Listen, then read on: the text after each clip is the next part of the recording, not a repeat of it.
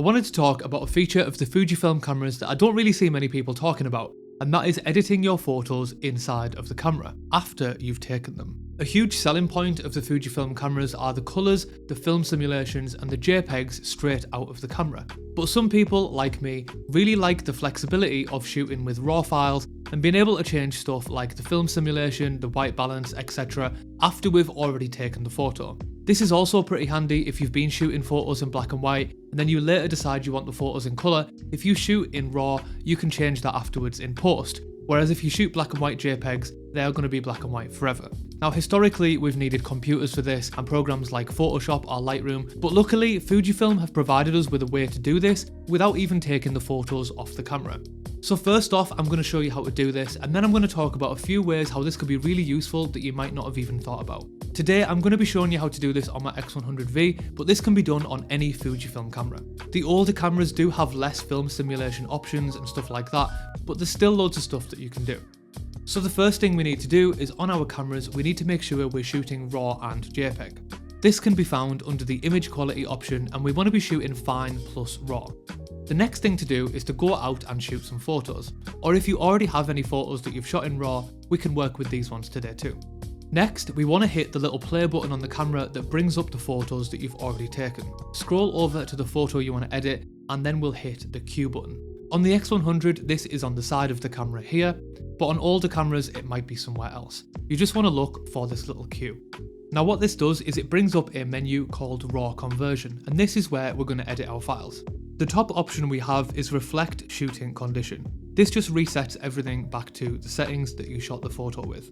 Next is image size. The camera is going to create some JPEG files once we're done editing, and this is the size that you want to save them. Next up we have image quality, fine and normal. I would just recommend using fine. We also have push-pull processing, and what this is just boosting or lowering the exposure. So if your photo is too dark, you want to use a plus value, and if your photo is too light, you want to use a negative value. These are set out in 1/3 of a stop increments, so if you want your photo to be 2 stops brighter, pick +2. If you don't know what 2 stops brighter means, it just means quite a bit brighter. What we can do is we can select one of these, and we can hit the Q button to create.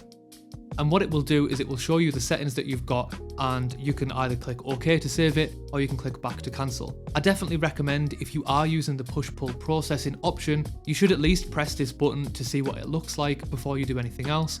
You can then just hit back and change the rest of the settings, but I do think that the push-pull processing menu is going to create quite drastic changes to your JPEGs, so I would do this first. The rest of the options on the RAW conversion menu are literally just what you would change for film recipes.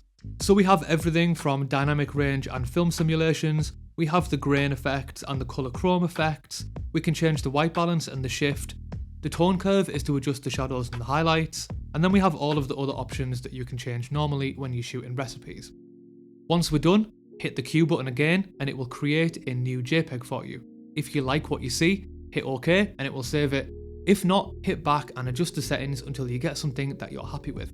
When you're finished editing, you have some JPEG files that you can easily transfer from your camera to your phone, and you have some beautiful finished images that you've never put anywhere near Photoshop or Lightroom. While this is great for editing RAW files, there's also something else that I use this for which I think is really handy, and that is to create film recipes.